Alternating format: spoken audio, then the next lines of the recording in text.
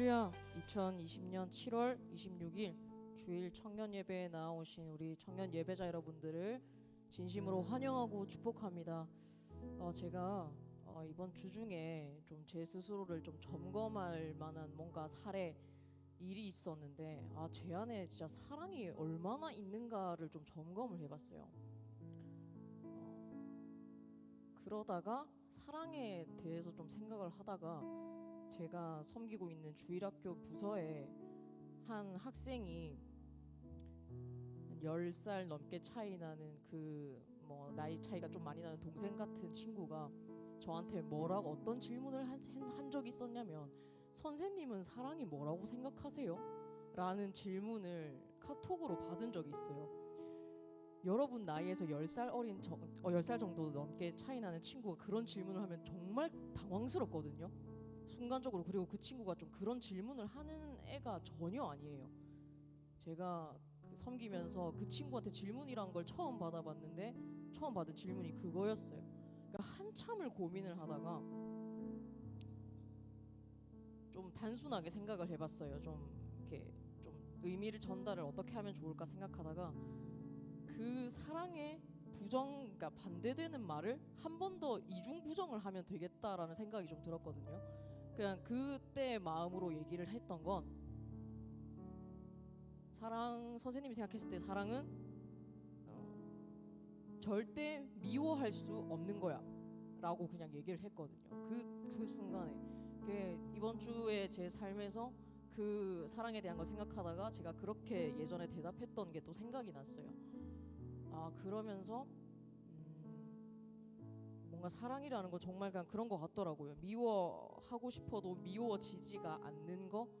단순히 또 이런 것만이 사랑이다라고는 다 말할 수 없겠지만, 그러면서 교회된 우리가 어떤 사랑을 말하고 있고 어떤 사랑을 외치고 있고 어떤 사랑을 받았는지 상기시키고 기억하고 있는가 좀 점검을 해보셨으면 좋겠습니다. 그런 사랑을 받은 우리이기에 우리가 교회로서 그렇게 서갈 수 있고, 우리가 그런 사랑을 받았기 때문에 누군가에게 사랑을 전할 수 있는 것, 여러분이 왜 존귀한 자인가, 그 사랑을 아는 자임과 동시에 그런 교회로서 그 사랑을 전할 수 있는 목적성이 우리 안에 있기 때문입니다. 할렐루야.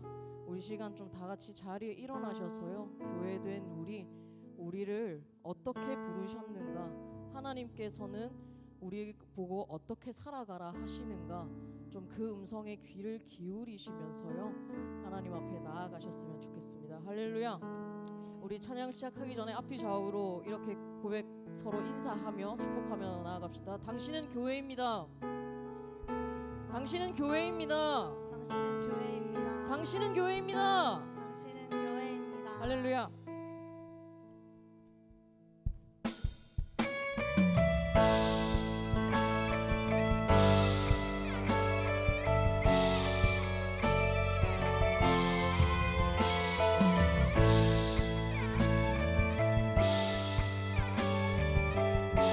고백합시다. 교회여 일어나라.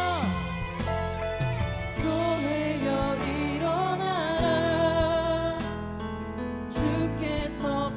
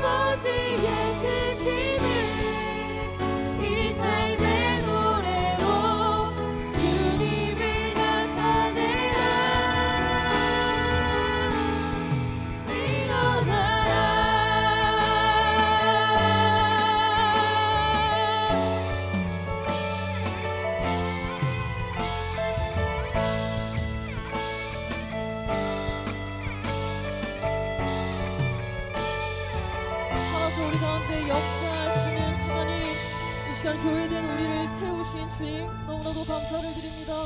주님 앞에 예배하러 나온 주의 청년들이 다시금 주 예수 그리스도의 몸된 교회로 서게 하여 주시옵소서. 우리들의 예배 가운데 좌정하사 우리들의 심령을 다스려 주시고 교회의 모습을 잃어가는 이 세대 가운데 참된 교회의 모습을 회복하고 특별히 오늘 예배를 통하여서 그 결단을 허락하여 주시고 삶과 나의 일상과 나의 교회와 나의 신앙생활과 그 모습들이 구분되고 괴리되는 것이 아니라 철저히 하나님 앞에서 일치하는 삶, 진실된 삶, 교회의 모습으로 살아갈 수 있도록 주님 우리들의 마음 가운데 그 은혜를 허락하여 주옵소서.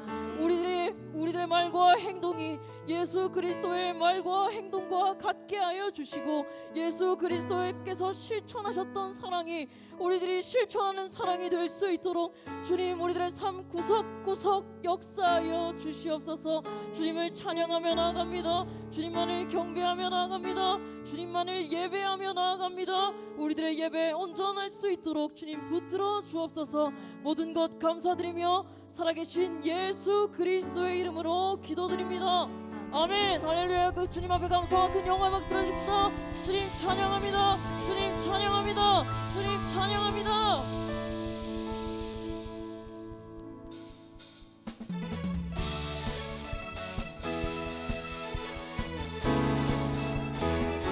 새 노래입니다. 주님을 보길 원하는 갈망하는 마음을 담아 함께 노래할게요. 이곳에 함께 하시는 주의 이름 찬양해. 주님의 크신 사랑을 우리 다시 한 번 더요. 이곳에 함께 하시는 주의 이름 찬양해. 주님의 크신 사랑을 경험하기 주의 지혜와 계시를 주사 주님을 더 알게 하시고 어두운 마음 밝혀주시고 부르심을 알게 하소서. I wanna see you. 크고 놀라우신 주님 I wanna know you. 우리 다시 한번 I wanna see you. I wanna see you. 크고 놀라우신 주님 I wanna know you. 영광의 그 이름 예수.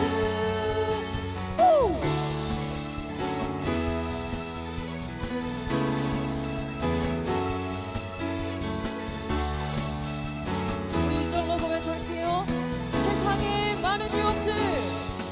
세상의 많은 유혹들 나의 마음 흔들 때 주님의 크신 능력을 우리 다시 한 번 더요.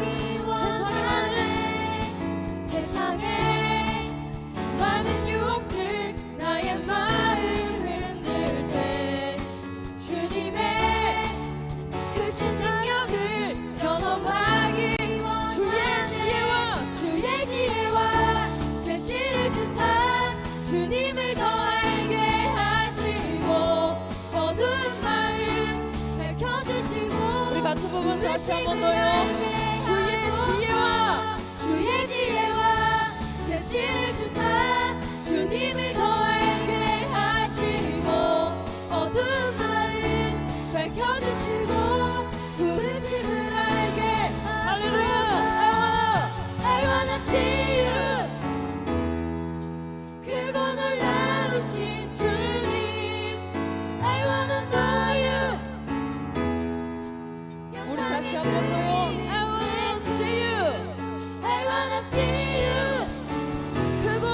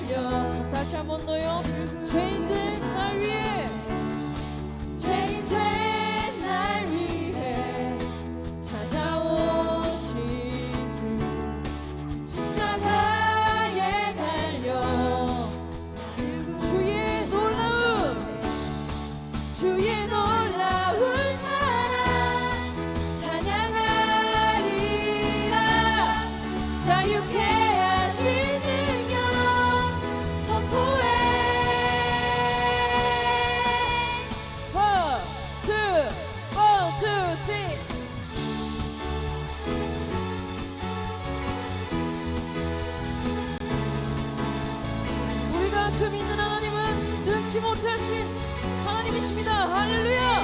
네, 하나님은 크고 힘있고 능히서 못할 일 전혀 없네. 내 하나님은 크고 힘있고 능히서 못할 다시 일 한번 전혀 더. 없네. 내 하나님은 크고 힘있고 능히서 못할 일 전혀 없네.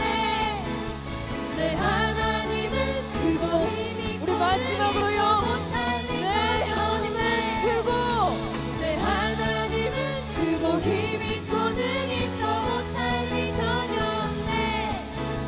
내 하나님은 크고 힘있고 능히서 못할 일 전혀 없네.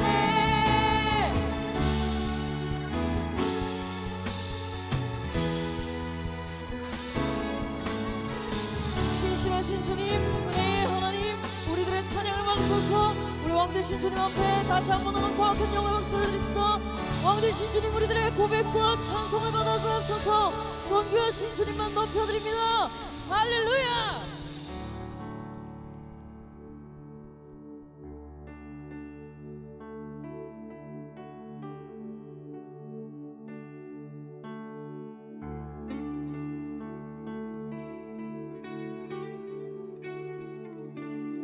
소망 없고 빛도 없는 어두운 세상을 하나님이 사랑하사 우리에게 오셨네.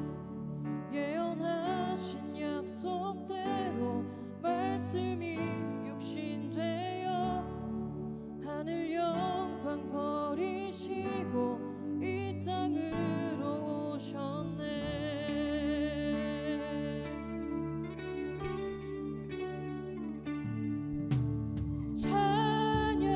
찬양하세 우리 주 삼위일체 하나님. 지극히 높으신 주 영원토록 찬양합니다. 주가 지으신 모든 세상, 주가 지으신 모든 세상을 구원하려 영광의 주 예수님이 죽음을 택하셨네. 그 고통 속에서도 주의 뜻 기억하사 길을 잃은 우릴 위해 십자가를 지셨네. 찬양하세 우리 주. 찬양하세 우리 주 삼위일체 하나님. 지극히 높으신 주 영원토록 찬양하세.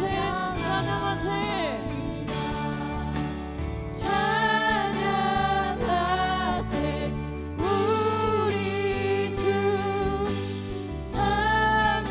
삼위일체 하나님. 지극히 높으신 주 영원토록 찬양합니다.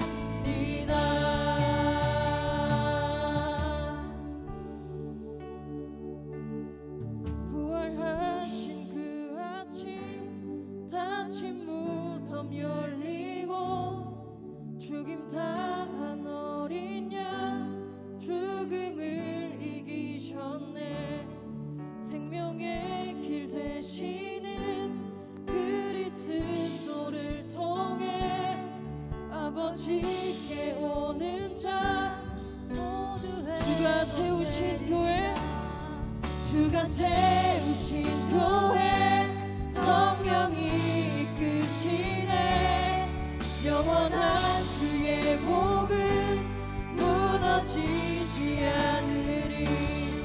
주의 보혈로 인해 나는 자유케 됐네. 예수의 사랑으로 새 생명을 얻었네. 찬양하세 찬양하세 우리 주 삼위일체 하나님 지극히 높으신 주. 이 시간 두 손을 높이 들고 고백합시다. 찬양하세 찬양하세 찬양하세 우리 삼위일체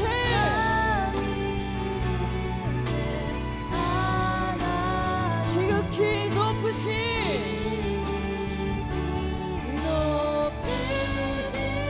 주 영원토록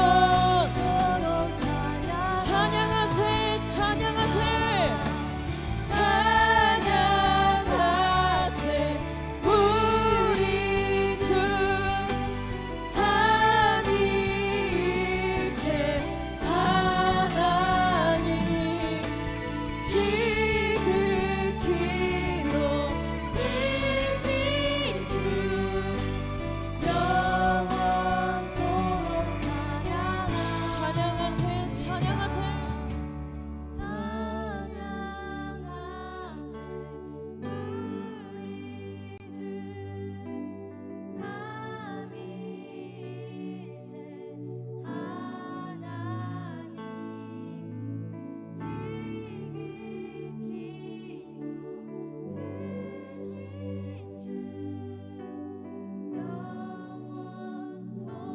다시 한 번 더요. 여러분의 목소리로요. 찬양하세 찬양하세.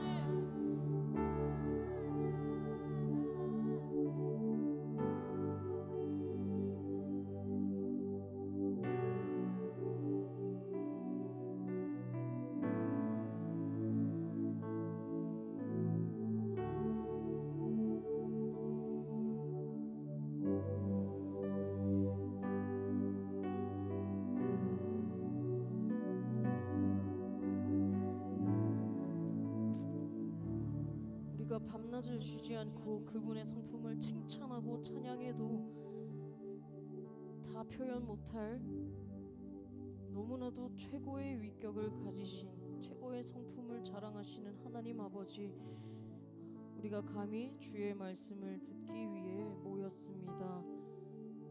경이로우신 하나님의 말씀 앞에 나를 낮추고 하나님 앞에 경외하는 마음을 드리며 말씀을 받게 하여 주시옵소서. 세우신 말씀의 강단에 세우신 우리 강성관 목사님을 하나님의 권능으로 주장하여 주사 성령의 인도하시는 대로 이끄심 대로 하나님의 말씀을 잘 대언하실 수 있도록 주님 또한 도와주옵소서. 성령 하나님의 가르침에 따라 우리가 함께 전하는 자나 듣는 자나 함께 성령 안에서 연합될 수 있는 말씀을 통해 하나님을 만나는 시간 되게 하여 주시옵소서. 우리 함께 이 제목으로 주님의 말씀 사모하며 기도하도록 하겠습니다. 주여, 살아 소리 가운데 역사하시는 하나님 아버지, 우리들의 예배 가운데 또한 우리를 또 불러주심에 감사를 드립니다. 지극히 높으신 영화로우신 하나님 아버지, 하나님의 말씀을 통하여 우리가 그 하나님의 메시지를 깨닫고 주님의 마음을 받아 하나님의 은혜로 재충전되는 시간 되게 하여 주시옵소서. 말씀과 멀어졌던 우리가 다시 한 번 더 하나님 앞에 결단하며 엎드리는 시간 되게 하여 주옵소서. 주님의 말씀 가운데 우리가 더욱더 간절히 엎드릴 수 있도록 하나님 은혜를 허락하여 주시옵소서. 영원토록 정말 그 하나님의 말씀이 우리 가운데 우리가 퍼지게 하여 주시고 정말 꺾이지 않는 마르지 않는 하나님의 말씀의 은혜 가운데 우리들의 영혼이 정말 잘 스며들 수 있도록 성령 하나님 지도하여 주시고 지휘하여 주시옵소서. 주님, 우리 가운데 우리들의 심령이 하나님의 말씀 앞에 깨어 일어나게 하여 주옵소서. 우리를 일깨워 주옵소서. 주님 세우신 강 목사님을 주님 붙들어 주시고 이 말씀의 강단에서 하나님의 말씀의 은혜가 정말 넘쳐나도록 주님 수 있도록 은혜를 허락하여 주옵소서.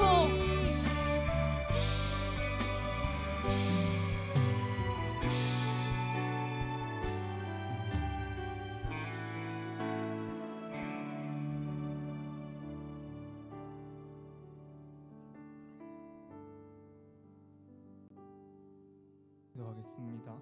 사랑의 하나님, 너무나도 죄악된 세상에서 살아가다 보니 세상에 휩쓸려 살아갈 때가 있었지만 다시 이곳에 모여 함께 찬양하고 한 말씀을 듣고 기도하고 회개하며 예배할 수 있게 하심에 너무나도 감사드립니다.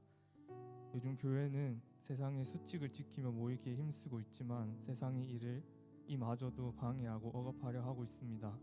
주님, 하나님 말씀 안에서 모이기를 힘쓸 때에 세상이 우리를 억압하지 못하게 하여 주시옵고 모였을 때 우리를 안전하게 지켜주시옵소서. 하지만 이런 세상을 향해 우리가 세상 탓만을 하며 세상에 대적하여 나쁜 말을 똑같이 하는 것이 아니라 그리스도 안에 있어 새롭게 태어난 자들로서 사랑의 말과 행동을 지닐 수 있게 하여 주시옵소서. 그리고 우리의 모습을 통해 하나님의 임재를 드러낼 수 있게 하시옵고 이를 통해 세상이 변화되게 하시옵소서. 세상이 변화되어 갈 때 그 기준이 일시적인 세상의 것이 아니라 영원하신 하나님의 말씀으로 변화될 수 있게 하시옵소서. 하나님의 말씀을 우리의 마음에 새기고 말씀으로 살아가기를 원합니다. 말씀에 대한 더 큰 열정을 우리 마음속에 가지게 하여 주시옵소서. 하나님께 기도함으로 성령님의 인도하심에 따라 예수님의 삶을 닮아가기 원합니다. 부족한 우리를 채워주시옵소서. 앞으로도 나아가는 발걸음에서도 함께 동행하여 주실 것을 믿고 감사드리며 예수님 이름으로 기도드립니다. 아멘. 오늘 본문은 요한복음 6장 1절에서 15절 말씀입니다.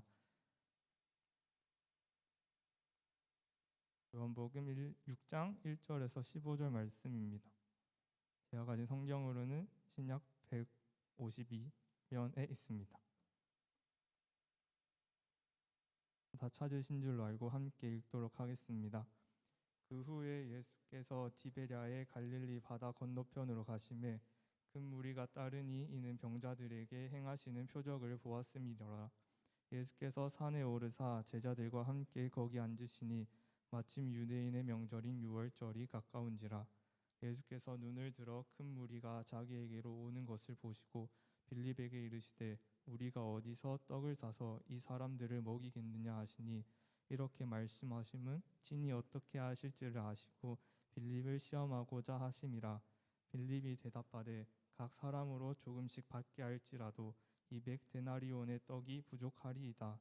제자 중 하나 곧 시몬 베드로의 형제 안드레가 예수께 여짜오니 여기 한 아이가 있어 보리떡 5개와 물고기 2마리를 가지고 있나이다. 그러나 그것이 이 많은 사람에게 얼마나 되겠사옵나이까. 예수께서 이르시되 이 사람들로 앉게 하라 하시니 그곳에 잔디가 많은지라. 사람들이 앉으니 수가 5,000명쯤 되더라. 예수께서 떡을 가져 축사하신 후에 앉아있는 자들에게 나눠주시고 물고기도 그렇게 그들의 원대로 주시니라. 그들이 배부른 후에 예수께서 제자들에게 이르시되 남은 조각을 거두고 버리는 것이 없게 하라 하심으로 이에 거두니 보리떡 5개로 먹고 남은 조각이 12바구니에 찼더라. 그 사람들이 예수께서 행하신 이 표적을 보고 말하되 이는 참으로 세상에 오실 그 선지자라 하더라. 그러므로 예수께서 그들이 와서 자기를 억지로 붙들어 임금으로 삼으려는 줄 아시고 다시 혼자 산으로 떠나가시니라. 아멘.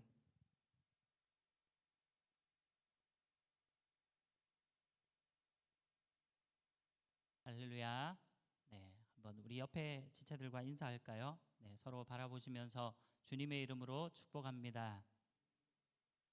네, 한 번 더 주님의 이름으로 사랑합니다. 하나님의 은혜가 또 오늘도 저와 여러분의 모든 삶 가운데 임하기를 간절히 소망합니다. 우리가 이제 신약으로 넘어온 이후로 예수님의 행적에 대해서 계속해서 살피고 있습니다. 복음서를 뭐 조금은 왔다 갔다 하는데 뭐 왔다 갔다 해봐야 지금 마태복음하고 요한복음 뭐 하고 누가복음을 한번 본 적이 있고 그렇게밖에 안 움직인 것 같긴 해요. 뭐 제가 이미 복음서에 대해서는 그 사복음서를 조금 이렇게 보는 관점이 다르다. 결국 저자가 다르기 때문에 그 저자의 학식과 뭐 생활 뭐 방식이나 아니면 그 저자의 출신이라든지 뭐 이런 것들에 따라서 뭐 이런 좀 복음서에 보는 관점들이 조금 달라질 것이고요. 또 그다음에 이 복음서를 지금 받는 수신인이 누군가, 다시 말하면 누구에게 지금 이거를 적고 기록하고 있는가라는 그 대상자들에 따라서 조금씩 이제 표현이 다르기도 합니다. 그래서 특히나 우리가 뭐 한 번도 본문으로 채택을 하지 않은 마가복음 같은 경우는 16장으로 제일 짧게 구성이 되어 있잖아요. 대신에 이 마가복음 같은 경우에는 대상자들이 헬라인들입니다. 헬라인들이다 보니까 아무래도 유대의 그런 풍습이라든지 이런 것들을 모르는 사람들이 꽤 많을 거예요. 그렇기 때문에 이 마가복음에는 보면 조금 상세한 설명들이 첨가가 돼 있는 그런 부분들이 많고요. 또 아무래도 헬라인이다 보니까 아람어라든지 이런 방언 같은 것들이 많이 나옵니다. 예를 들어서 뭐 지난 시간에 우리가 잠깐 봤던 본문이지만 우리는 마태복음으로 일단 봤는데요. 소녀야 일어나라, 회당장 그 야이로의 딸을 살리는 그런 장면에서 달리다굼 뭐 이렇게 나오는 그런 것도 다 아람어로 돼 있는 그런 단어들입니다. 뭐 고르반 뭐 이런 거 다 아람어로 돼 있는 그런 부분들이 이제 조금 다르고요. 자, 그다음에 뭐 어쨌든 이 마태, 마가, 뭐 누가, 우리 마태복음은 대상자가 유대인들이기 때문에 마태는 이미 유대인들의 풍습이나 이런 것들을 다 대상자들이 안다라고 생각하고 좀 더 이렇게 그런 부분들을 생략하고 대신에 뭐 이 마태복음 같은 경우는 더 좀 예수님의 그런 행하신 것들에 대한 뭐 초점들을 많이 맞추고요. 누가복음 같은 경우는 아예 이방인들에게 보내는 것이기 때문에 그것도 이 뭐 나름대로는 개인적인 전도 차원에서 뭐 물론 거기에 나오는 데오빌로 각하라고 표현이 돼 있는 사람은 이미 예수 그리스도를 믿기는 믿는데 예수님에 대한 것들을 아직 많이는 모르는 아마 그런 사람에 대한 그런 믿음을 더 굳게 하기 위한 뭐 그런 것인 것 같아요.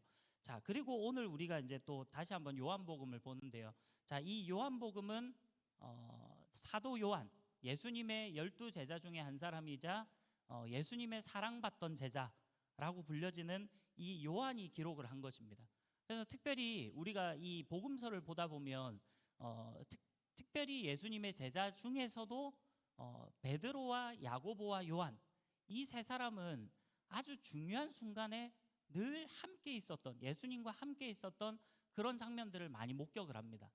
뭐 겟세마네 동산에 기도하러 갈 때도 특별히 이 세 제자는 좀 더 예수님 주변에 가까이 부르기도 하고요. 뭐 어쨌든 그런 장면들이 기록되어 있는 것으로 볼 때는 아마도 이 요한복음은 직접적으로 예수님과 3년 동안 동고동락했던 제자였기 때문에 좀 더 상세한 기록들이 많이 있고요. 그 다음에 요한복음은 시간 순으로 기록된 책이 아니라고 제가 이미 한번 말씀을 드렸습니다. 그래서 이 사도 요한은 이미 요한복음 20장에 가면 이 요한복음을 기록한 목적을 다 밝히고 있습니다. 이미 많은 사람들이 예수님에 관해서 엄청나게 많은 글들을 적었다. 뭐 이런 것들을 다 이야기를 합니다. 그리고 나도 그들 중에 한 사람이지만 예수님에 대한 것들을 일일이 낱낱이 다 기록하려고 하면 아마 이 세상의 모든 책을 두기에도 부족할 정도로 그만큼 예수님의 행적들이 많고 세세한 것들이 많다라는 것들을 조금 과장적으로 이야기를 하죠. 어쨌든 그러면서도 이 요한복음을 사도 요한이 기록한 목적을 특별히 이야기하자 하면 결국은 공간복음서에서 말하지 않는 것들을 더 추가적으로 이야기를 하는 부분도 있을 것이고요. 또 사도 요한이 측근으로서 예수님의 그런 사랑받는 제자로서 조금 더 상세한 것들 많이 자신들이 본 것들을 기록한 것도 있고요. 또 그리고 문제는 이 뭐 문제라기보다는 어쨌든 이 다른 복음서는 그냥 역사적인 사실에 기록했다면 이 요한복음은 좀 더 신학적인 그런 요소들을 가지고 기록했다라는 것들을 우리가 이 요한복음을 보면 뭐 살펴볼 수 있습니다. 자, 그런 부분 중에 한 부분이 바로 오늘 본문이 될 거예요. 자, 뭐 지난 시간에는 우리가 예수님이 주로 병자들의 병을 고치고 귀신을 쫓아내고 그래서 사람들의 약한 것을 치유하셨던 그런 모습을 살펴보았습니다. 자, 그것은 제가 지난 시간에도 이야기했지만 단순히 예수님께서 나 이런 능력 있어, 나 너희 고칠 수 있어, 이걸 과시하고 자랑하기 위해서 그렇게 하신 것이 아니라 예수님이 이미 이사야 선지자가 예언한 대로 바로 구약에서 예언한 그 메시아가 예수님이다, 나다라는 사실을 보여주기 위한 그런 수단 중에 하나가 바로 병자들의, 약한 자들의 병을 고치는 것, 귀신을 쫓아내는 것, 그것이었다라고 말씀을 드렸습니다. 자, 오늘은 뭐 비슷한 맥락일 수 있는데, 자, 오늘은 예수님이 행하신 기적들에 대해서 조금 살펴보고자 합니다. 자, 여러분들이 아는 예수님이 행하신 기적들이 뭐가 있습니까? 오늘 뭐 오병이어 사건, 이건 워낙에 유명하니까 다 잘 알 것이고, 그 외에 혹시 뭐가 있나요? 자, 물 위로 뭐 걸으시는 것도 있고요. 또 뭐가 있죠? 사실은 뭐 죽은 자를 살리는 것은 병자를 고치는 개념을 뛰어넘는 거죠. 그거는 기적이라고 아마도 말할 수 있을 거예요. 죽은 자를 살리는, 예수님이 죽은 자를 살리시는 장면이 몇 개가 나옵니까? 잘 모르겠죠. 수도 없이 살린 것 같죠. 일단 뭐 보면 지난 시간에 나왔던 회당장 야이로의 딸, 그 소녀를 살리시는 장면이 나오고요. 그 다음 나인성 과부의 아들을 살리는 장면이 나오고, 그 다음에 죽은 나사로를 살리는 그런 부분들 정도가 나옵니다. 자, 아무튼 뭐 이렇게 죽은 자를 살리는 뭐 그런 부분이 오늘 이 요한복음 11장에도 나사로를 살리는 장면들이 나와요. 자, 그것도 기적이라 할 수 있을 겁니다. 자, 그래서 특별히 이 요한복음에서는 그런 기적들이 7개가 기록이 되어 있습니다. 자, 7가지의 기적이 기록이 되어 있는데, 자, 이것을 요한복음에서만 사용하는 표현이 있는데, 그것을 기적이라고 이야기를 하지 않고, 또는 뭐 이적, 뭐 기사 이렇게 이야기를 하지 않고, 그것을 뭐라고 부릅니까? 오늘 본문에 보니까 뭐라고 나와 있어요? 14절에 보면 뭐라고 합니까?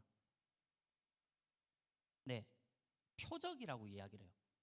자, 헬라어로는 세메이온이라고 이야기를 하는데, 보통 공관복음서에서 예수님께서 기적을 행하셨다, 기적을 베푸셨다, 두나미스라는 헬라어를 써요. 영어로 치자면 미라클입니다. 뭐 그런 기적들을 행했다, 미라클, 두나미스, 이렇게 뭐 능력이라고도 표현을 하는데, 그런데 여기에 요한복음에서만 나오는 표현이지만 이 요한복음에서는 하나같이 기적 또는 이적이라고 이야기를 하지 않고 표적이라고 이야기를 해요. 헬라어로는 세메이온이고 영어로는 사인입니다. 사인. 여러분, 사인이 뭡니까? 뭐 해가지고 서명하고 하는 걸 우리 사인한다 하지만, 결국은 이 사인이라는 것은 하나의 흔적과 같은 거예요. 우리가 뭐 사인하면 내가 여기에 이거를 사인했다, 증명했다, 하나의 나의 흔적을 남기는 거잖아요. 마찬가지로 그 사인이라는 것은 바로 단순히 기적을 일으켰다라는 개념이 아니라, 바로 예수님이 메시아로서 하나의 사인을 나타냈다라는 것으로 본다라는 것입니다. 그래서 이 요한복음에서는 7개의 표적이 나와요. 자, 그 다음에 또 한 가지의 요한복음에서만 나오는 독특한 표현 중에 하나가 예수님의 자기 계시 또는 자기 선언이라고 말하는 그런 것이 7가지가 나옵니다. 자, 7개의 표적과 7개의 자기 선언, 예수님의 자기 선언이 나와요. 자, 그 부분이 오늘 이 오병이의 사건과 연관이 돼 있기 때문에 제가 말씀을 드리는 거고요.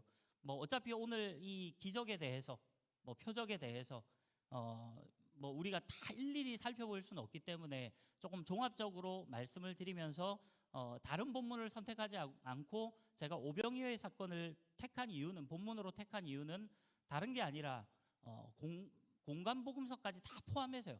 사복음서에서 예수님의 그런 기적에 대해서 사복음서 모두가 공통된 기록을 한 것이 바로 이 오병이어의 사건입니다. 다른 것들은 뭐 어떤 데는 빠지기도 하고 어떤 데는 들어가기도 하고 이렇게 되는데, 오병이어의 사건은 사복음서 모두에 나옵니다. 자, 그렇기 때문에 오늘 이 오병이어의 사건을 우리가 보는 것이고요. 자, 일단은 본문을 보면서 잠깐 뭐 이야기를 하겠습니다. 자, 1절에 보니까 그 후에 예수님께서 디베랴의 갈릴리 바다 건너편으로 가시매라고 나옵니다. 자, 그 후라는 시간이 나오는데, 이 그 후는 당연히 요한복음으로 치자면 바로 위에 있는 5장에 사건 이후를 이야기를 할 것입니다. 근데 그 후라고 나왔지만 정확한 시간은 알 수 없지만 적어도 한 6개월 이상이 지났을 것이다 라고 추측을 합니다. 왜냐하면 지금 이 오병이어의 사건을 볼 때 아직까지도 수많은 무리들이 예수님을 따라다녔다라는 거예요. 그래서 거기에 모인 사람들이 남자만 5천 명 정도다라고 이야기를 하죠. 그러면 아마 여자들도 있었을 것이고 아이들도 있었을 것이고 하면 뭐 일단 그냥 딱 뭐 3배 이렇게 쳐버리면 15,000명 정도지만 당시에 뭐 아이들이 더 많았을 수도 있고요. 또 주로 보면 이 종교성 이런 걸로 따지면 항상 남자들보다 여자들이 더 좀 그런 것들이 있다라고 이야기를 하잖아요. 그래서 아마도 수많은 여인들이 또 예수님을 따랐기 때문에 아마도 15,000명에서 2만 명 정도로 추산해 볼 수 있을 거예요. 그렇게나 많은 무리가 예수님을 따라다녔다라는 것은 분명히 아직까지 예수님께서 무리 사역을 하실 때입니다. 근데 지금 오늘 본문에 보면 예수님께서 그 제자들, 특별히 2명의 제자의 이름이 언급되어 있는데 빌립이라는 제자와 안드레라는 제자 이름이 언급이 되어 있습니다. 다시 말하면 12제자가 이미 세워져 있을 때라는 거예요. 제가 이것도 한번 말씀드린 적이 있는데 요 정도 시기면 예수님이 사역한 초기 단계는 아니라는 거예요. 뭐 물론 말기도 아닙니다. 그래서 1기, 2기, 3기 사역으로 굳이 나눈다면 중간쯤 해당하는 한 2기 사역쯤으로 볼 수 있어요. 그렇기 때문에 앞의 사건과는 적어도 한 6개월 이상의 시간이 흘렀다라는 것을 알 수 있고요. 그 다음에 디베랴의 갈릴리 바다 건너편으로 가심에 라고 나오는데, 자, 예수님은 이 나사렛이라는 동네에서 뭐 이렇게 어린 시절을 자라게 되죠. 물론 태어난 곳은 베들레헴이지만 애굽으로 내려갔다가 나중에 피해서 나사렛이라는 작은 동네로 갑니다. 근데 이 나사렛이라는 동네는 갈릴리 지방 안에 포함이 되어 있습니다. 근데 이 갈릴리 지방에는 이 우리가 잘 아는 갈릴리 바다 또는 호수라고 말하는 그곳을 끼고 있는 곳이 그곳을 갈릴리 지방이라고 이야기를 해요. 자, 그렇기 때문에 이 갈릴리 지방에서 예수님은 주로 사역을 하십니다. 우리가 뭐 예수님이 사역한 곳이 뭐 온 유대 지역을 다 막 사역을 많이 하신 것 같지만 물론 중간중간에 보면 예수님께서 많은 곳을 다니시기도 해요. 그러나 대체적으로 보면 예수님의 공생의 사역은 갈릴리 지방에서 이루어집니다. 자, 어쨌든 이 갈릴리 바다, 갈릴리 바다의 또 다른 별칭으로 이야기를 했던 게 바로 디베랴 바닷가입니다. 자, 디베랴 바다 이러면 갈릴리하고 똑같은 것이라고 생각을 하면 됩니다.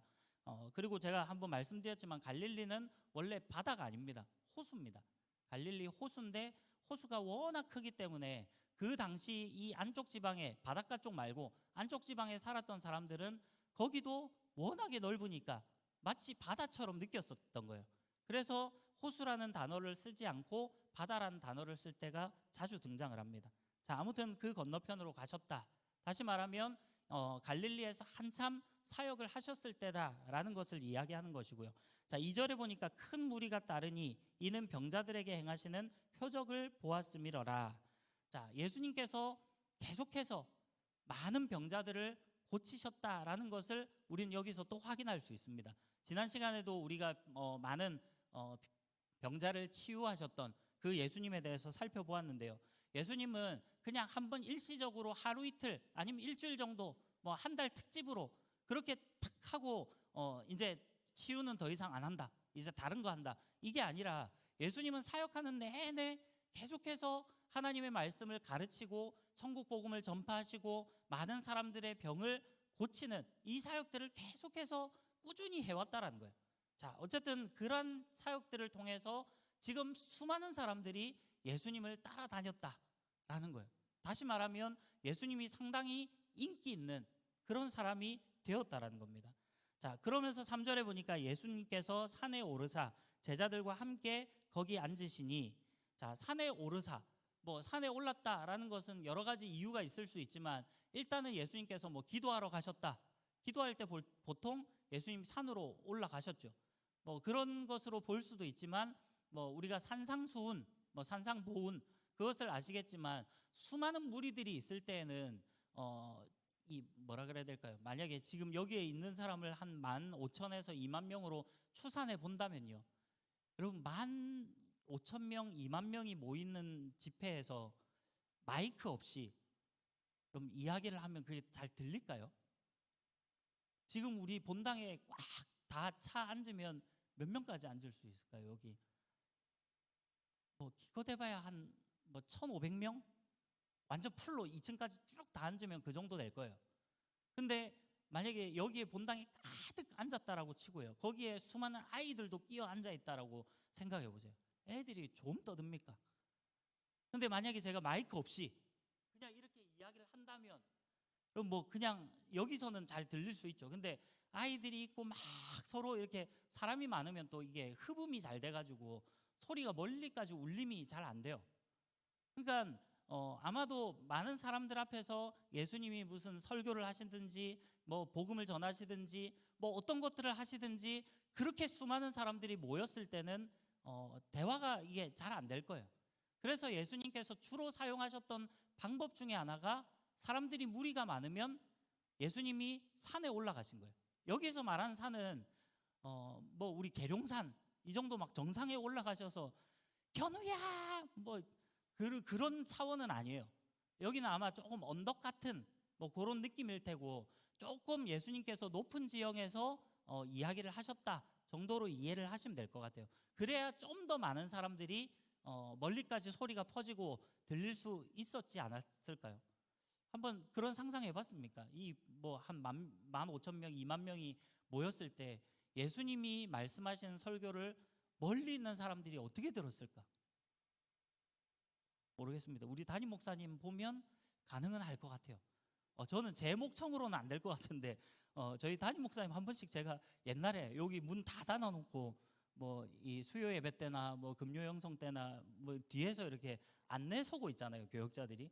그러면 분명히 목사님이 앞에 계시는데 마이크도 안 되시는데 여기에 지금 찬양팀에 찬양을 막 하고 있는데 담임 목사님 목소리가 저 밖에까지 들려요. 그 스피커를 다 뚫고 이 들리더라고요. 어쨌든 뭐 우리 담임 목사님 생각하면 그 정도 목청이면 예수님이 아마 발성이 되게 좋았던 것 같아요. 뭐 아무튼 잘 들리는 것 같습니다. 어쨌든 산에 올라가셔서 많은 사람들에게 조금이라도 더 멀리, 조금이라도 더 많은 사람들에게 말씀을 전하기 위해서 산에 올라가셨다라는 것을 알 수 있고요. 자, 그때 보니까 4절에 보니까 마침 유대인의 명절인 유월절이 가까운지라 라고 이야기를 합니다. 자, 이게 요한복음에서 나오는 두 번째 유월절입니다. 그 앞에 부분에 이제 유월절이 있었고요. 자, 물론 제가 아까도 말씀드렸지만 요한복음은 시간 순으로 반드시 기록됐다라고는 볼 수 없어요. 신학적인 그런 뭐 요소들을 가지고 아까도 7개의 자기 계시 그리고 7개의 표적 뭐 이런 것들이 나열이 돼 있기 때문에 사실은 이거를 시간으로 이야기할 수는 없습니다. 그리고 14장부터는 예수님의 마지막 고별 강화입니다. 다시 말하면 예수님이 마지막 이제 십자가를 지시기 일주일도 안 남은 그 시점이 바로 요한복음 14장 이후라는 거예요. 그러면 요 앞부분에 요한복음 앞부분에는 상당한 시간들을 그냥 압축을 시켜놓고 그거를 주제별로 기록을 했을 가능성이 훨씬 크다라는 거죠. 자, 왜 그런지는 제가 나중에 조금 더 설명을 드리고요.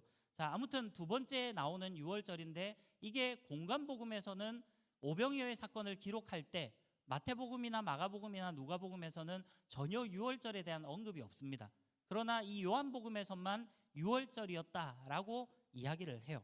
자, 이거는 결국은 이 유월절과 그 다음에 예수님이 많은 사람들에게 먹을 것을 주는 뭐 이것이 그저 먹을 것을 떼줬다라는 개념으로 볼 수 있지만 예수님께서 이 음식을 축사하셨다라는 개념으로 본다면 이것이 결국 이 오병이어의 사건은 예수님의 최후의 만찬, 다시 말하면 성만찬, 우리가 지금 말하는 성찬식과 또 연결이 된다라는 거예요. 그런 신학적인 관점으로 본다면 이 유월절의 의미가 있다라는 거죠. 자, 그래서 공관복음서는 그 유월절이란 것을 별로 중요하게 생각 안 하지만 사도 요한은 그 유월절이라는 것을 신학적인 그런 것들과 연결지어서 유월절이라는 것을 밝히고 있다라는 겁니다. 자, 아무튼 5절을 보면요, 예수님께서 눈을 들어 큰 무리가 자기에게로 오는 것을 보시고 빌립에게 이르시되 우리가 어디서 떡을 사서 이 사람들을 먹이겠느냐 하시니, 이렇게 이야기를 해요. 자, 예수님께서 이제 수많은 무리가 거기에 모여 있는데, 여기에서는 표현이 되어 있지는 않지만 공간복음서에 보면 아마 이 사람들이 상당히 이제 어느 정도 뭐 광야까지 나와서 설교를 듣고 하다 보니까 먹을 것을 구하기가 힘든 거예요. 안 그러면 마을로 또 찾아 들어가 가지고 먹을 것을 사 먹어야 되는데, 그렇게 하기에는 시간적으로도 그렇고 뭐 여러 가지로 제약이 많은 거예요. 자, 그런 상황 가운데에서 먹을 것이 없으니까 예수님께서 이 사람들에게 어떻게 먹을 것을 제공할 수 있겠느냐라는 것을 지금 제자 중에서 빌립이라는 제자에게 물어봅니다. 자, 그 이유는 뭡니까? 사도 요한은 거기에 친절하게 해설을 달고 있어요. 6절에 보니까 이렇게 말씀하시면 친히 어떻게 하실지를 아시고 빌립을 시험하고자 하심이라, 이렇게 이야기를 합니다. 자, 시험하다.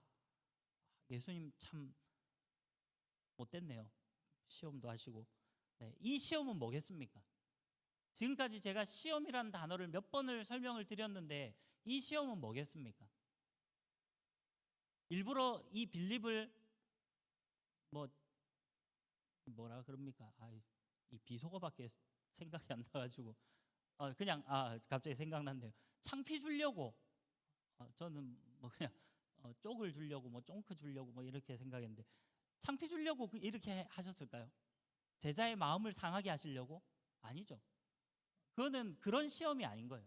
예수님이 빌립을 이렇게 하신 것은 말 그대로 테스트를 하기 위한 거예요. 지금 이 빌립의 지금 한 예수님의 2기 사역쯤으로 본다면 나름대로 한 1년 이상을 예수님을 따라다녔다라는 거잖아요. 그러면 그런 시점에서 지금 예수님의 측근, 최측근이라고 말할 수 있는 12제자 중에 한 사람이었던 이 빌립이 지금 어느 정도의 믿음을 갖고 있는지를 예수님이 테스트하시고자 한다라는 거예요. 자, 그랬더니 빌립이 어떻게 이야기를 합니까? 7절에 보니까 빌립이 대답하되 각 사람으로 조금씩 받게 할지라도 200데나리온의 떡이 부족하리이다 라고 이야기를 해요. 자, 이 빌립은 철저하게 계산적으로 계산을 합니다. 아마도 여기 있는 사람들한테 먹을 것을 좀 사기 위해서 돈을 걷어야 될 것 같습니다. 뭐 우리가 어떻게 돈도 없고 이 많은 사람들, 여기 한 2만 명 가까이 모인 사람들의 도시락을 우리가 어떻게 뭐 갖고 있는 재정도 없는데요. 그러니까 이 사람들에게 각자 돈을 조금씩 받아야 될 것 같아요. 근데 그렇게 해도 이게 제대로 뭐 돈 다 안 거쳐질 것 같고 여기 아이들도 많고 그렇던데 뭐 그러면 한 200데나리온 정도가 모자랄 것 같습니다. 이렇게 이야기를 하는 거예요. 자, 한 데나리온이 그 당시에 노동자 하루 품삯입니다. 그럼 200데나리온 같으면 노동자가 약 200일 동안 일한 월급 정도라고 보면 되겠죠.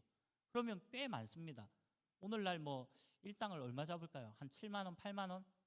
뭐 많이 10만 원을 잡는다면 뭐 더 커지고요, 단위가. 뭐 좀 작게 잡아서 5만 원만 잡아도 그래도 금액이 적은 금액은 아니에요. 꽤 큰 금액입니다. 그 정도 돈은 우리에게 없다라는 거예요. 이 사람들, 많은 사람들 우리가 먹일 수 없습니다라는 이야기예요. 자, 철저하게 현실적으로 계산적으로 이 빌립은 대답을 합니다.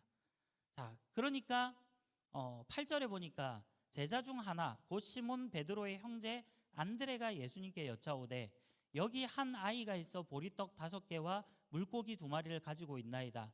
그러나 그것이 이 많은 사람에게 얼마나 되겠사옵나이까? 라고 이야기를 해요.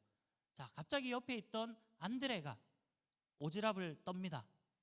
한 아이가 도시락을 갖고 왔는데 보니까 떡 5개 하고 물고기 2마리 밖에 없는데 그거 어떻게 다 나눠 먹겠습니까? 아마 이렇게 이야기를 했던 것은 이 아이만 도시락을 갖고 있었던 것은 아닐 거예요. 안드레가 이렇게 이야기한 것은 아마 도시락을 개인적으로 준비해 온 사람들도 그 중에 있었던 거는 같아요. 그러나 그런 도시락을 걷어서 해봐야 그게 얼마나 되겠습니까? 라는 의미겠죠. 이 안드레는 빌립보다는 조금 낫다라고 생각할 수는 있겠지만 그래서 뭐 어떤 분들은 이 본문을 해석하면서 안드레는 정말 그 한 아이의 도시락, 그거를 예수님께 가지고 오고 바침으로 인해서 결국 이 오병이의 사건을 기적을 베풀도록 그 역할을 했다 뭐 해가지고 되게 안드레를 칭찬하는 그런 분들도 있더라고요. 근데 저는 제가 볼 때는 뭐 별로 그렇진 않아요. 빌립에 비해서 이 안드레는 상당한 믿음을 갖고 있고 엄청나게 뭐 진보된 믿음을 갖고 있었다 이렇게 보기는 힘듭니다. 왜냐하면 지금 이야기하는 게 그렇잖아요. 가지고 있나이다 라고 이야기를 하고 끝났으면 우리가 뭐 생각해 볼 여지는 있겠죠. 아, 이 안드레는 한 아이의 도시락을 일단은 갖고 와서 이 아이가 도시락이 있는데, 마치 그 장하시는 고양이 그 맞습니까? 슈렉에 나오는 장하시는 고양이가 그 불쌍한 눈으로 이렇게 보듯이 예수님을 똘망똘망 쳐다보면서 도시락 있는데 이거 예수님 어떻게 하시지 않으실까라는 뭔가 그렇게 볼 수도 있겠지만, 지금 그렇게 이야기를 하지 않고 뒤에 뭐라고 이야기를 합니까? 가지고 있나이다. 그러나라고 이야기를 해요. 부정적으로 이야기를 하는 겁니다. 그것이 이 많은 사람에게 뭐 얼마나 되겠습니까? 역시나 안드레조차도 지금 아직까지 온전한 믿음은 아니었다라는 것이 증명이 됩니다. 자, 그랬더니 10절에 예수님께서 이르시되 이 사람들로 앉게 하라 하시니 그곳에 잔디가 많은지라 사람들이 앉으니 수가 5,000명쯤 되더라. 자, 여기에서는 특별한 설명은 없습니다. 그러나 이미 마태복음이나 다른 공관복음서에서는 남자만 5,000명이었다. 또는 반대로 마태복음에서는 여자와 아이를 뺀 인원이 5,000명이었다라고 얘기를 하고요. 그 다음에 마가복음은 아예 남자만 5,000명이었다. 뭐 누가복음도 마찬가지로 그렇게 이야기를 합니다. 자, 아무튼 5,000명쯤이 되었다라고 이야기를 하면서 11절에 보면 예수님께서 떡을 가져 축사하신 후에 앉아있는 자들에게 나눠주시고 물고기도 그렇게 그들의 원대로 주시니라. 자, 예수님께서 그 아이가 아까 안드레를 통해서 아이가 갖고 있었던 그 도시락을 보시고 그것을 떼어서 축사하시고 나눠줬다라는 거예요. 사람들에게 때로 뭐 거기에서 한 50명씩 뭐 이렇게 앉도록 한 다음에 예수님께서 떼서 나눠주셨다. 이게 공관복음서에 보면 예수님께서 축사하신 이후에 나눠주는 것은 제자들이 나누어 주었다라고 그렇게 나오는데, 이 요한복음에서는 예수님께서 직접 나눠주신 것처럼 표현을 합니다. 자, 어찌되었건 뭐 예수님이 직접 나눠줬건 아니면 아마 예수님도 같이 나눠주고 제자들도 같이 나눠주고 뭐 그랬을 수도 있고요. 뭐 그것은 정확하진 않지만 어쨌든 예수님께서 축사하시고 나니까 고작 보리떡 5개와 물고기 2마리라고 생각했던 것이 거기에 있는 수많은 한 2만 명 가까이나 되는 수많은 사람들을 먹이고, 그리고 나서도 얼마나 남았다고요? 일단 원대로 주셨대요. 그들이 먹고 싶은 대로 조금씩 깨작깨작 그렇게 준 것이 아니라 먹고 싶은 만큼 원 없이 먹도록 떼어주고, 그리고 나서도 얼마가 남습니까? 바로 12광주리, 12바구니에 차게 남았다라고 그렇게 나옵니다. 13절에 보면 그렇게 나오죠. 자, 그러면서 14절에 보면 그 사람들이 예수님께서 행하신 이 표적을 보고 말하되 이는 참으로 세상에 오실 그 선지자라 하더라라고 이야기를 합니다. 자, 이 14절을 보면 이제 우리가 딱 생각하는 것이, 이 예수님께서 축사하신 떼어주신 이 떡과 물고기를 먹은 이 사람들은 나름대로 이 예수님을 메시아로 생각하고 있구나 라고 생각을 할 수도 있습니다. 그러나 이 14절을 다시 한번 정확하게 보면요, 이 사람들이 모인 무리들이 예수님을 정확하게 구약에서 예언한 메시아로 보는 것은 아닌 거예요. 뭐라고 표현을 합니까? 이는 참으로 세상에 오실 그 선지자다라고 이야기를 해요. 자, 여기에서 말하는 선지자는 누구를 이야기할까요? 네? 누구겠습니까? 그냥 한번 때려 맞춰 보십시오. 네? 엘리야요? 네. 또 혹시 다른?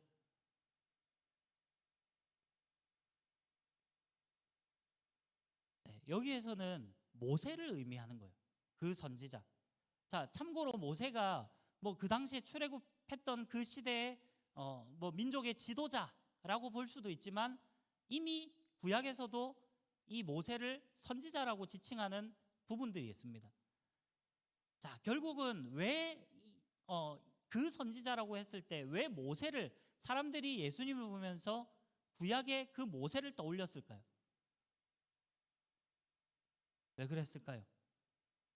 자, 우리가 잘 알듯이 출애굽한, 다시 말하면 모세가 지도자로 있었던, 선지자로 있었던 그 시대 때 하나님께서 뭐를 내려주십니까? 출애굽한 이스라엘 백성 가운데 만나와 메추라기를 내려주시잖아요.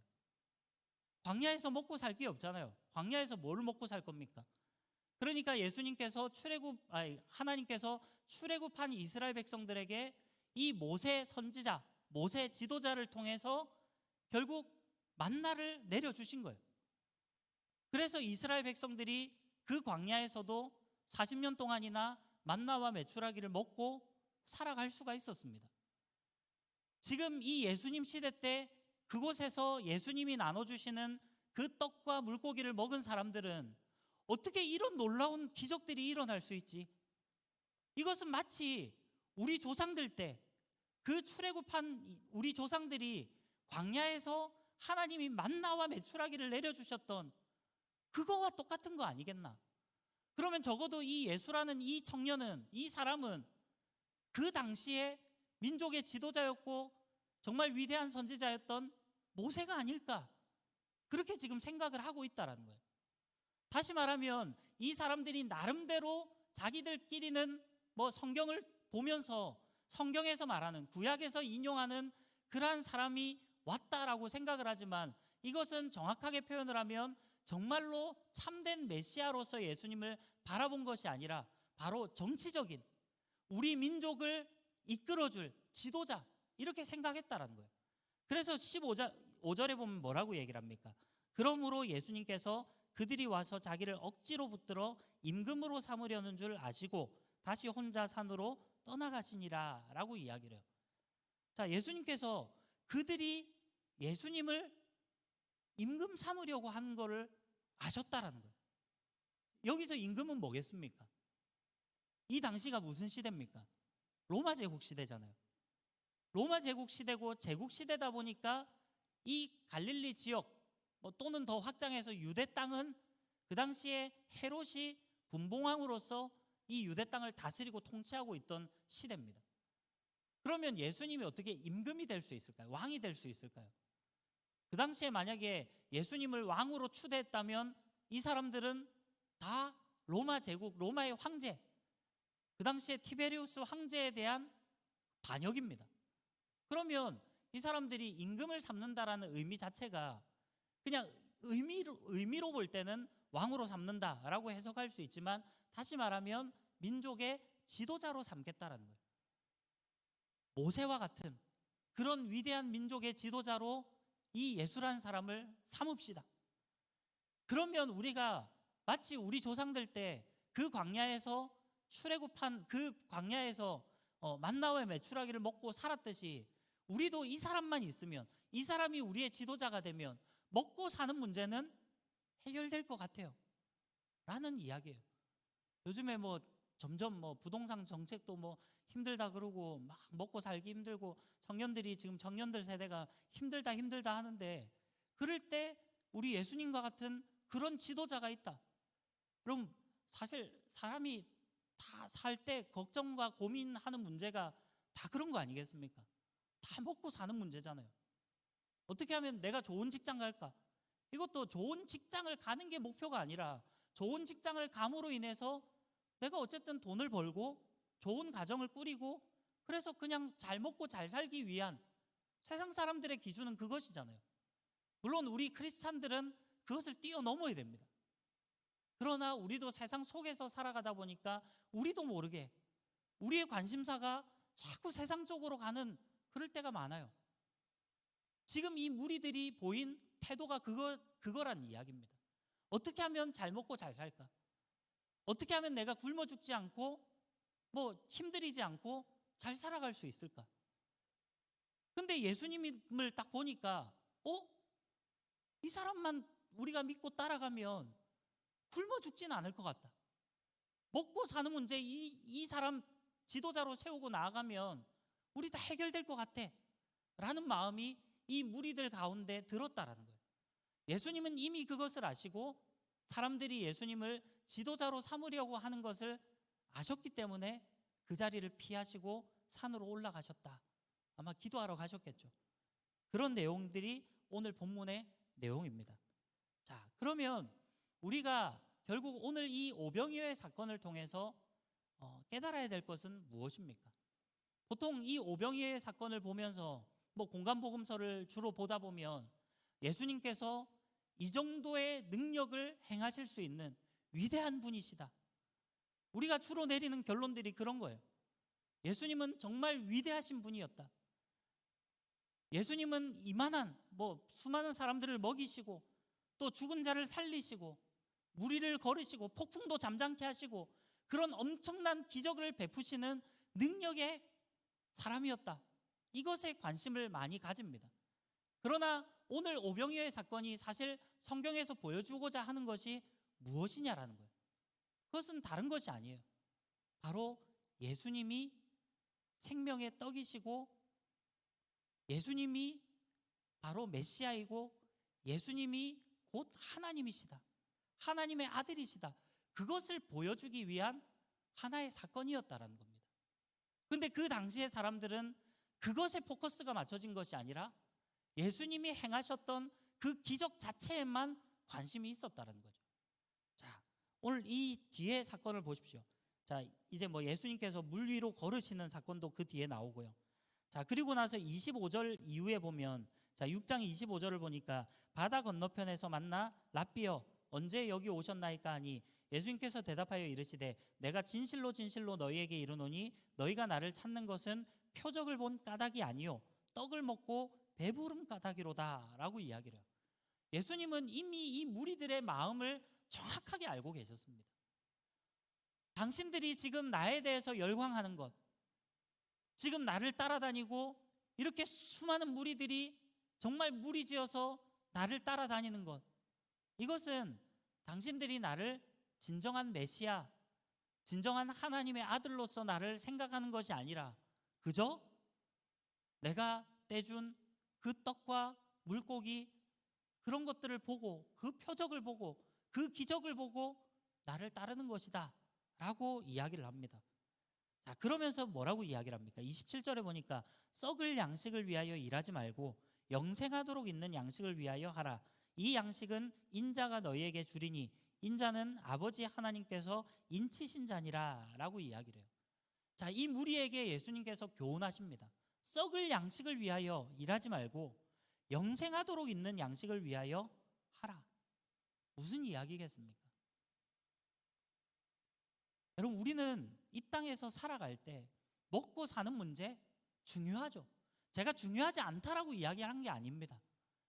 당연히 사람으로서 세상 속에서 우리도 이 땅에 살아가다 보면 우리도 그래도 남들만큼은 살고 싶고 남들만큼 그냥 먹고 싶은 거 먹고 어느 정도 벌고 어느 정도 위치에 올라가서 살고 싶은 것, 그것이 사람의 마음일 것입니다.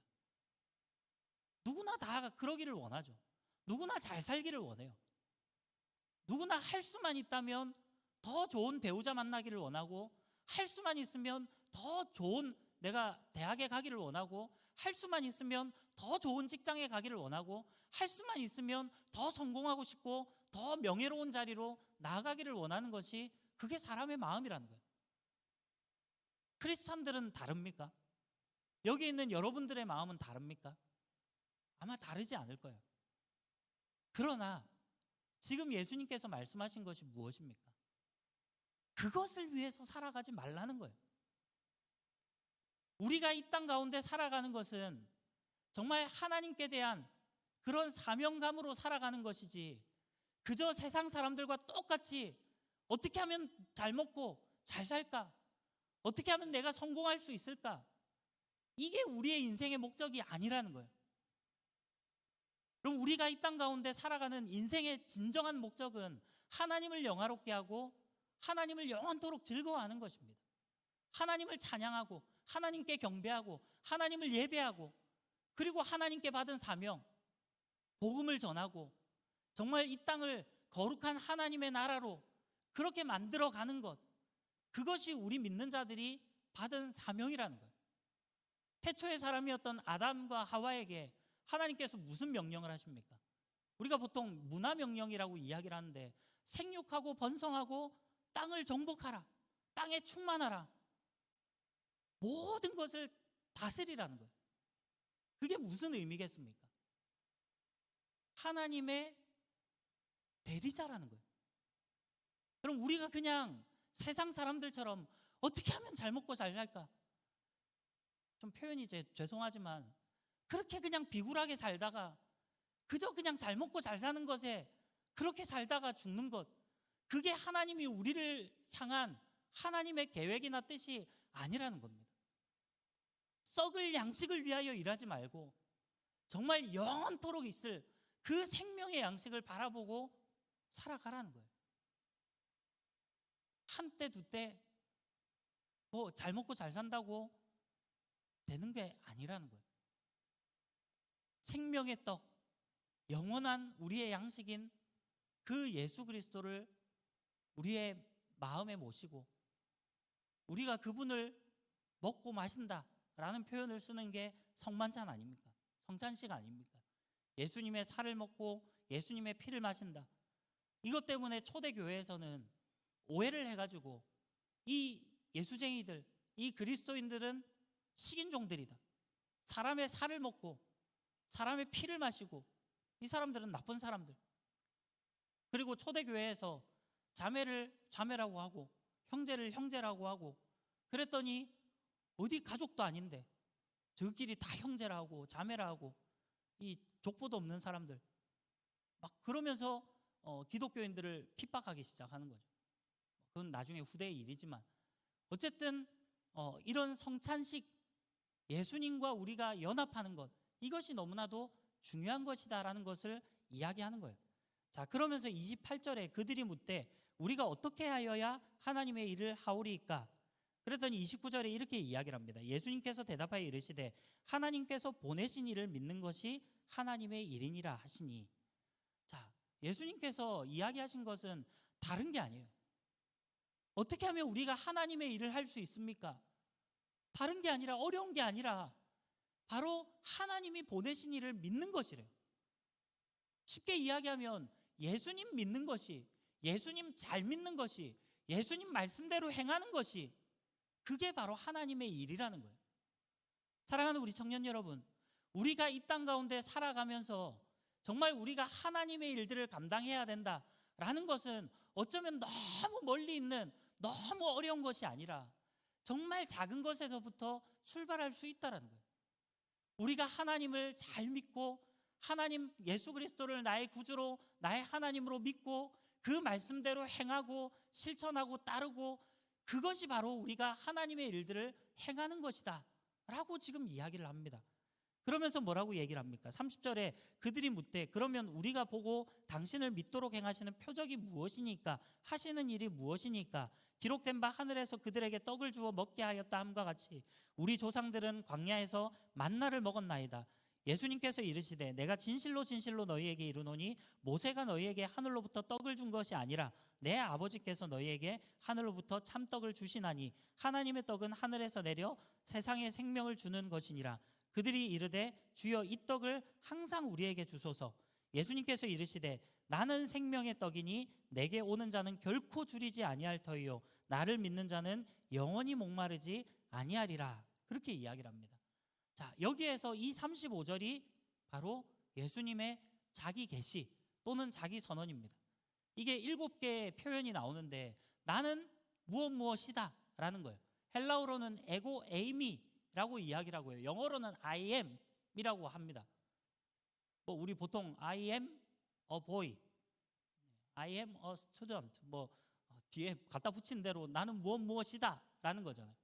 근데 이것은 정확한 표현으로는 나는 나다라는 거예요.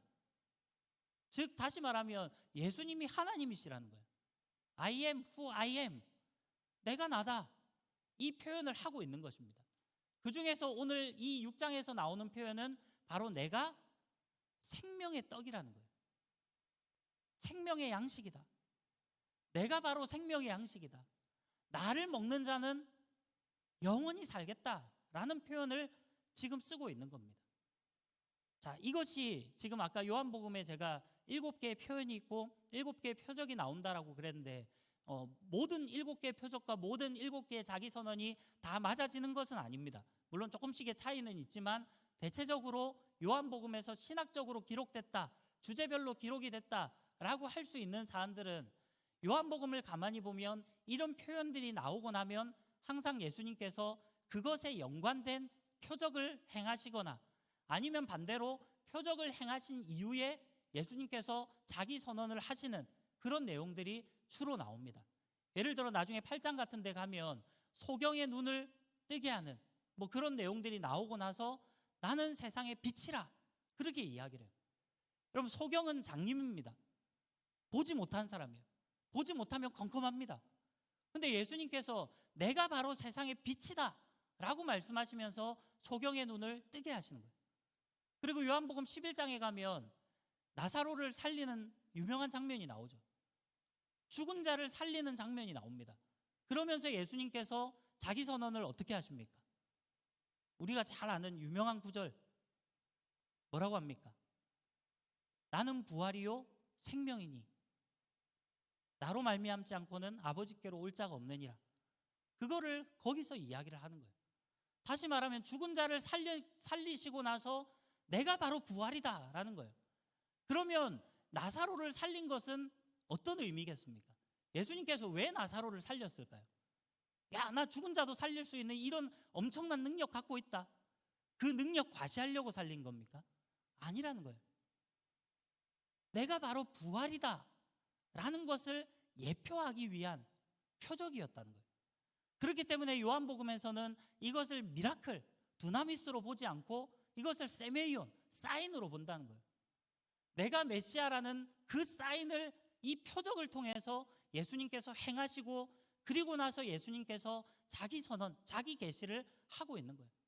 오늘 이 6장에서는 그 5천 명이나 되는, 아니 2만 명 정도 되는 그 많은 사람들을 먹이시고 나서 먹을 것을 해결해 주시고 나서 하시는 말씀이 내가 바로 생명의 떡이라는 거예요.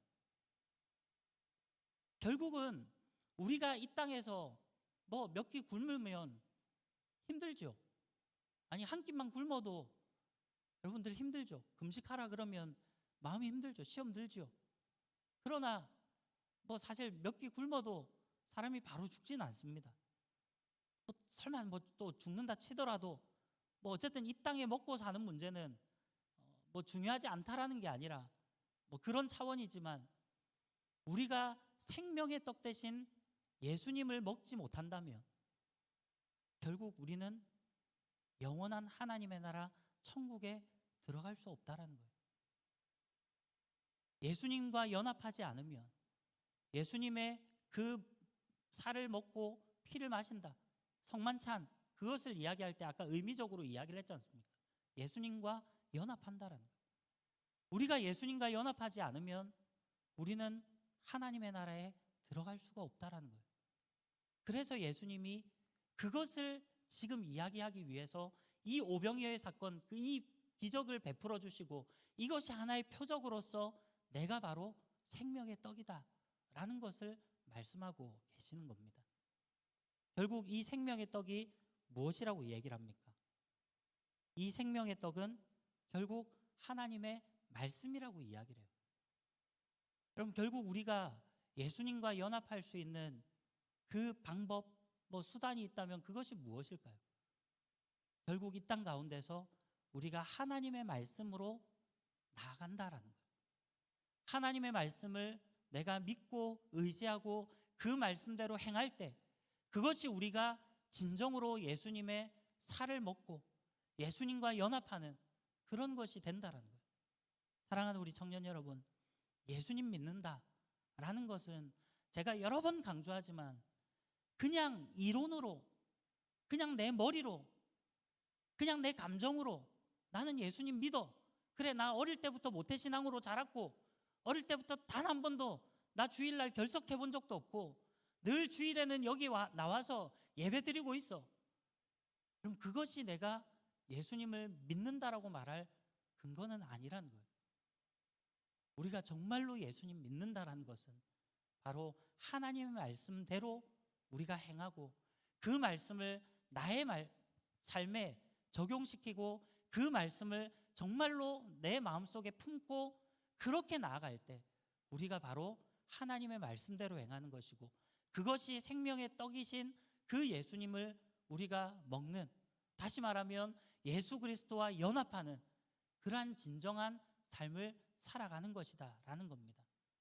사랑하는 우리 청년 여러분, 정말로 예수님을 잘 믿으시는 저와 여러분들이 되시기를 바랍니다. 그저 그냥 껍데기만, 그냥 겉으로 보이는 모습만, 경건의 모양만 갖추고 있는, 그러면서 정작의 경건의 능력은 상실해버린 그런 껍데기 신앙에 불과한 그런 그리스도인이 아니라 정말로 우리의 속사람까지도 강건하고 예수님과 동행하고 예수님과 연합하고 그 예수 그리스도를 진정으로 나의 구주로, 나의 하나님으로, 나의 왕으로 그렇게 모시고 나의 남은 평생의 삶을 하나님과 동행하며 하나님의 일을 감당하며 그렇게 살아갈 수 있는 저와 여러분들이 되시기를 간절히 소원합니다. 이 시간에 우리 함께 찬양하며 나아가도록 하겠습니다. 말씀을 생각하며 함께 찬양 드릴 때 참 우리가 하나님의 말씀으로 살아가려고 애쓰고 노력하지만 참 그게 쉽지 않은 것 같아요. 이 세상이 너무 거칠고 험하고 여러 가지 어려운 환경들이 많은 것 같아요. 그럼에도 불구하고 하나님은 우리를 날마다 주님의 품 안에 품어주시고 우리의 삶을 정말로 하나님께로 그렇게 인도해 주십니다. 오늘 그 주님을 바라보면서 우리 함께 주 품에 품으소서 우리 고백하며 나아가도록 하겠습니다. 주 품에 품으소서.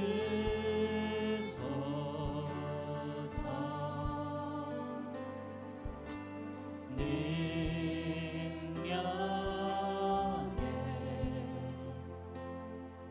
발로 덮으소서. 거친 파도 날 향해 와도 주와 함께 날아오르리. 폭풍 가운데 나의 영혼 잠잠하게 주를 보리라. 주님 안에 나 거하리. 주님 안에 나 거하리. 주 능력 나 잠잠히 믿네. 주 능력 나 잠잠히 믿네. 거친 파도 날 향해 와도 주와 함께 날아오르리. 폭풍 가운데 나의 영혼 잠잠하게 주를 보. 거친 파도 날 향해 와도, 거친 파도 날 향해 와도 주와 함께 날아오르리. 폭풍 가운데 나의 영혼 잠잠하게. 이제 우리 마음을 다해서 다시 한번 고백합시다. 거친 파도 날 향해 와도, 거친 파도 날 향해 와도 주와 함께 날아오르리. 폭풍 가운데 나의 영혼 잠잠하게. 우리 두 손을 높이 들고 다시 한번 고백합시다. 거친 파도 날 향해 와도, 거친 파도 날 향해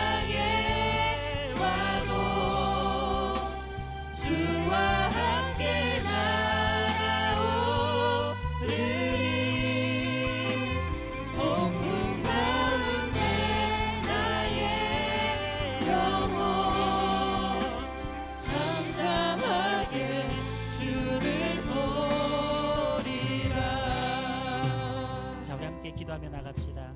오늘 말씀을 생각하면서 우리 기도하실 때 하나님, 정말 우리가 이 땅 가운데 하나님의 말씀을 의지하고 바라보고 하나님의 말씀을 믿고 나아가며 정말 예수 그리스도와 연합하고 예수 그리스도의 그 생명을 우리가 먹고 마시고 주님과 연합할 때 우리에게 참된 생명이 있음을 이 시간 바라봅니다.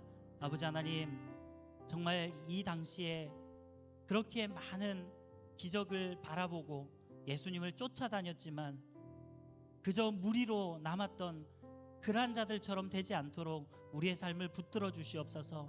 진정한 주님의 제자가 되게 도와주시고 진정한 주님의 자녀가 될 수 있도록 우리를 붙잡아 주시옵소서.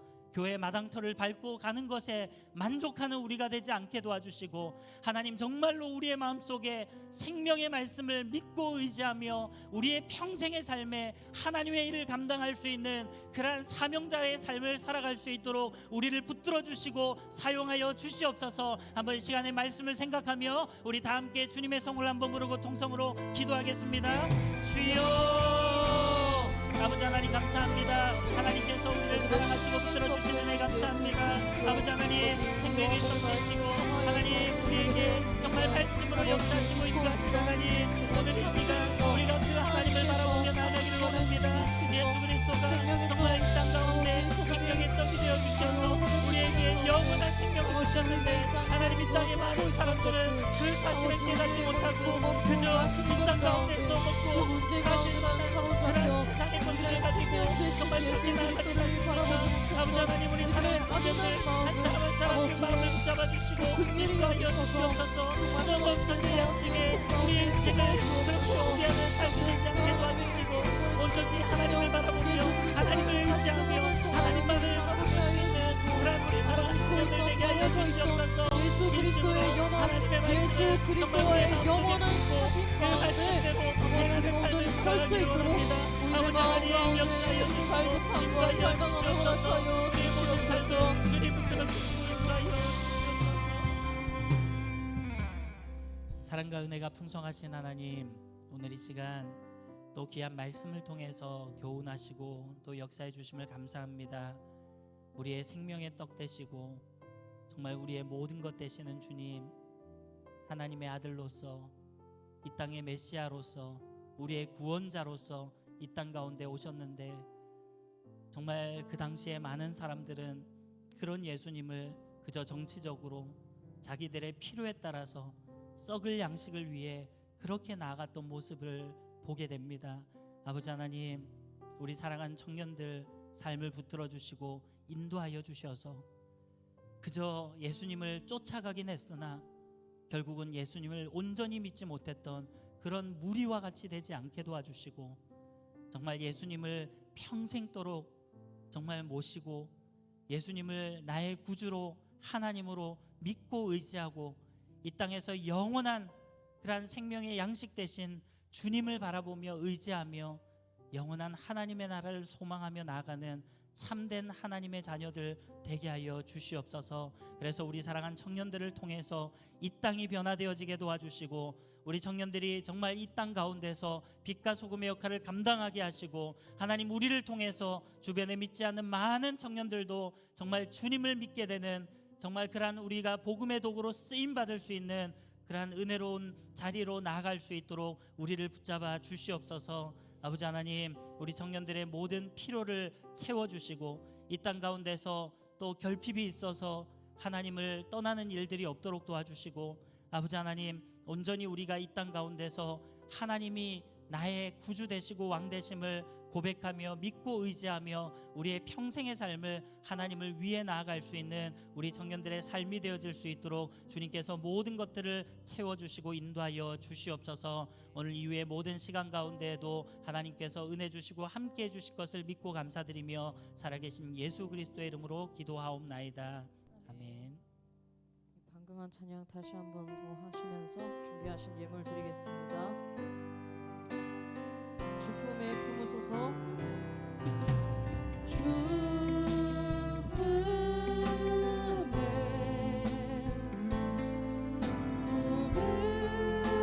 품으소서.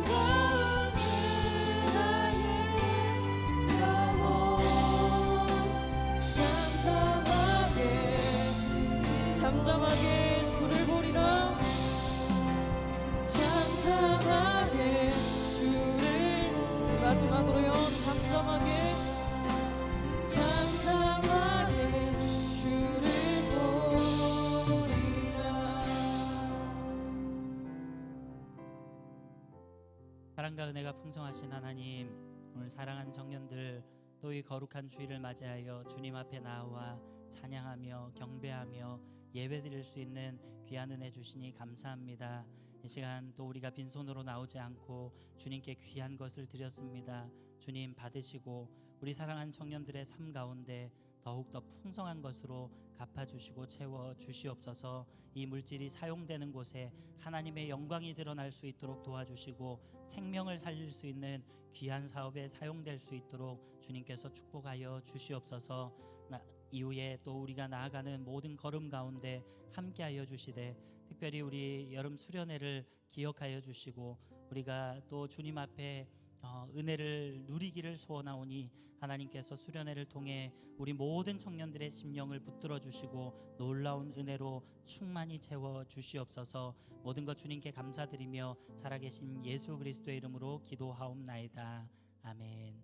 지금은 우리 주 예수 그리스도의 은혜와 하나님 아버지의 무한하신 사랑하심과 성령님의 교통하심과 충만하심이 생명의 떡이신 그 예수 그리스도를 나의 구주로 하나님으로 믿고 의지하며 영원토록 주님을 바라보며 하나님의 일들을 감당하기를 소원하는 사랑하는 우리 모든 청년들 머리 위에와 나아가는 발걸음 위에 이제로부터 영원토록 함께 있을지어다.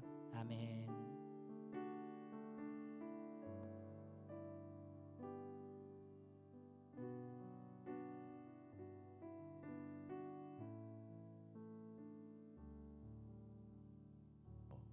네, 반갑습니다. 인사해 볼까요? 가타. 네, 감사합니다. 네, 오늘도 VBS로 이제 광고를 조금 빨리 맞춰야 하는데 네, 광고를 빨리 해보도록 하겠습니다. 온 세대가 함께하는 2020년 8월 15일 8.15 특별성회 세계로 교회 부산에서 있습니다.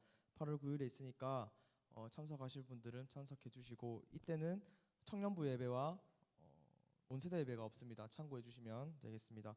그리고 두 번째는 이제 중등부 수련회 찬양팀 신티 세컨 혹시 김수현 자매님 혹시 다 구해졌나요? 예, 다 구해졌다고 합니다. 그럼 이 부분은 네, 여러분들의 많은 관심으로 이제 구해졌으니까 감사하고 이제 세 번째는 신종 코로나 바이러스 이제 조심해 주시면 될 것 같습니다. 그리고 네 번째는 하나님 나라 7, 8월 큐티 판매 이제 사무실에서 하고 있습니다.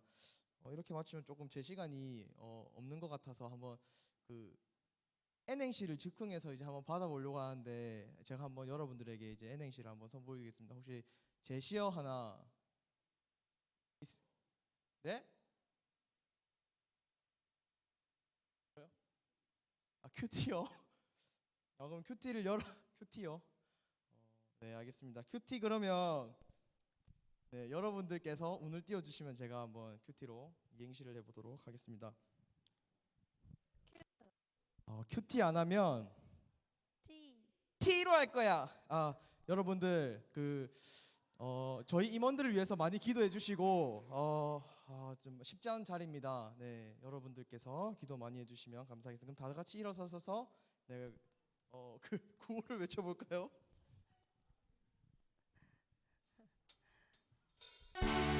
청년부 거제를 넘어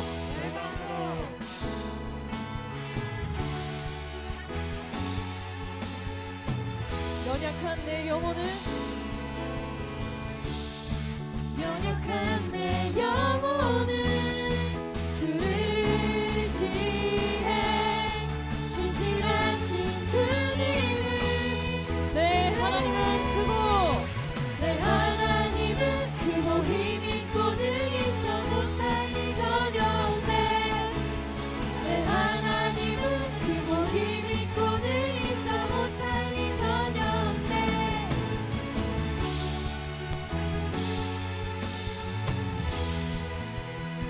한 주간도 정녕 승리하시는 생명의 떡 예수 그리스도와 함께하는 한 주 되시길 바랍니다.